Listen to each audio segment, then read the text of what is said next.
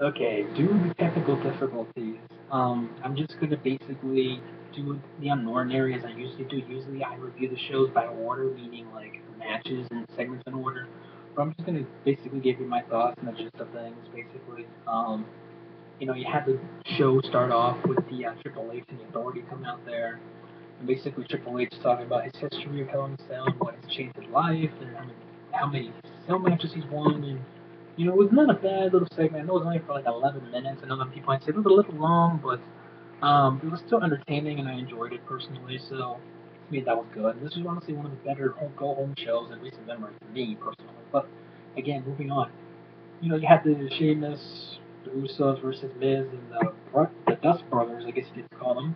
Um, Not a bad match. I mean, the crowd loved having Damien Mizdow with some of the Miz being in the match. Personally, I'm a fan of both the guys, both Miz and Damien Mizdow, or let's Damien Mizdow. So it was a win-win scenario for me. I think the Miz is pretty good on commentary. Maybe in the future he could be a future commentator. I think that could be a good thing. But you know what? Sandow gets to, we'll say Mizdow, gets the win for his team, him and Stardust and Waldo. So, obviously the Miz has looked good during this feud between him and Sheamus, and it's actually refreshing because, you saw what happened with the Miz before when he was with Dolph Ziggler. The title kept on flip-flopping back and forth. But here, it worked well, so good job by WWE. I'll give him credit. And then you had a little backstage segment, which was a stipulation added, which to me it felt like it came out of nowhere. But I understand why WWE is doing it, even though, again, I wasn't a huge fan of it put at the last second. But obviously better now than SmackDown or pay per view. And I understand why they want to make it interesting because they know we've seen 18 billion times, and we've seen it in Hell in a Cell. This is the second time.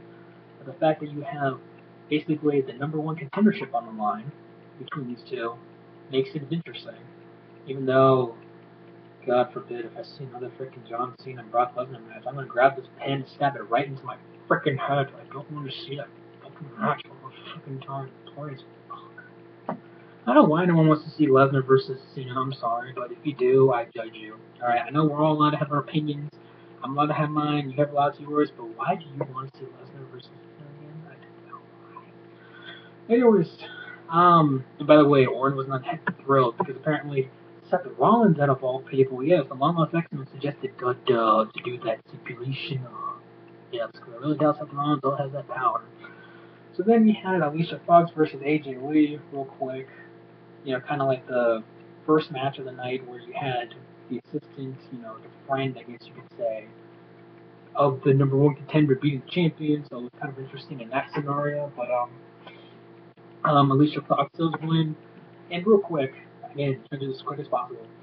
Alicia Fox, Paige being on Total Divas, to me it's stupid. I don't mind. I think both of them have talent, Paige and Alicia Fox. But it's to the point where it's like, okay, every diva is going to be on Total Divas but AJ because she wants her like incorrect and married to the whining bitch CM Punk. Okay, that's it. Like seriously, like the only way that title gets off at AJ now because Vince is like, oh, if you're a Total Diva, you don't get the belt. Is if like Charlotte drops it in NXT, then to win the title and then gets called up and yeah, guys.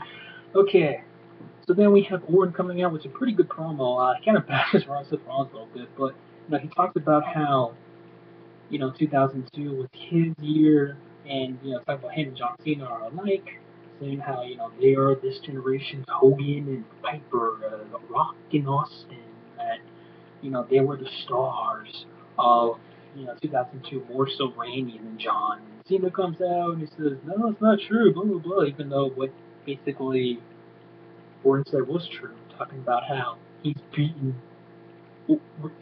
Cena in Hell in a Cell before. He beat Cena earlier this year, at the Royal Rumble on paper. And then comes out Paul Heyman talking about how Brock Lesnar was also in the class 2002, that how he beat The Rock for the WWE Championship that very year for the WWE Undisputed Championship, and saying that he's a beast and that they both want the beast, and he doesn't know why they both want the beast. They understand that they both want the championship, but how they want to beat the beast and try to beat the beast is just insane. So basically, for no reason, Cena tries to give the AA to Mr. Paul Heyman, and then stops. He gets beaten by an RKO by Orton, by Randy Orton, and then Heyman kind of has a little smile. Randy hits the RKO on Heyman there. I'm thinking, oh god, WWE really got this whole RKO Vine thing. Because to me, I don't find it hilarious whatsoever. I don't know why. I don't find RKO Vine hilarious. I don't know why. Like, it's so overplayed. Like, okay, the first couple of vines, funny. The rest is just like, we get it. Everything's an RKO. Moving on. Hey, we're teasing a face turn for Randy Orton. Okay, so we got Rusev versus Big E, 18 billion time. That match was honestly looks good though. Then after the match, you had the Big Show come on Titan showing you had the American flag come down, and then American theme music, and then Rusev's teasing about throwing the flag down. Soldier comes in, Rusev kicks him. Now people are like, oh, that's assault. Man, that's assault. I'm trying to prevented assault because the soldier was going to assault Rusev, and Rusev just went self-defense.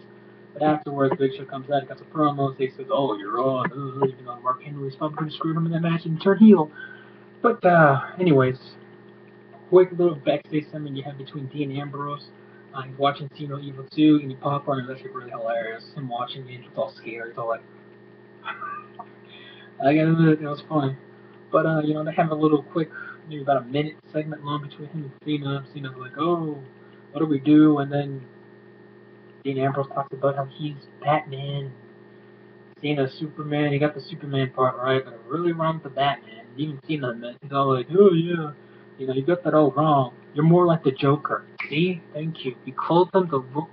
You might as well just call him the long lost son of Joker, because basically that's the same thing as calling him as the Joker. Minus the whole him being a pedophile, looking like a pedophile, freaking greasy, well, looking like a hobo. But anyways, we had the Giraffe Summer Rae versus Hippie Bella, and surprised it was longer than 2 minutes. But overall, not a bad Divas match, 5 minutes long.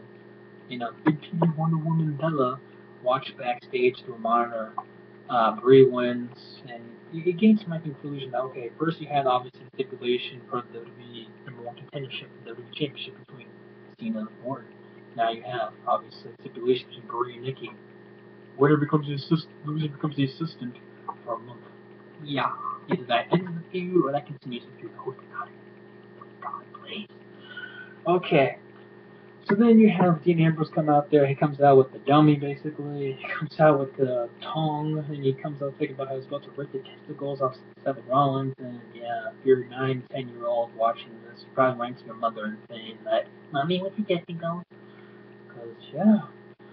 But anywho, Seth Rollins comes out there, they do their thing, and out comes, surprisingly, Mick Foley. It was cool to see Mick Foley. At the same time, it's kind of sad to see Mick Foley, because obviously, it's Mick Foley, alright, cool. The bad part was, obviously you've seen what, all the years in the ring, not just Hell in a Cell, but all, the bumps he's taken throughout his career, his life. The guy can then walk. So it's kind of sad to see Mick Foley like that. But anyways, Mick Foley obviously talking about the Hell in a Cell, that it changes your life, and how that, that he's risked his body and everything inside Hell in a Cell for the fans, that it was worth it, and just a good overall little segment between, obviously two upcoming young talents and one legend Hall of Famer like Mick Foley. Then you had Cesaro versus Dolph Ziggler.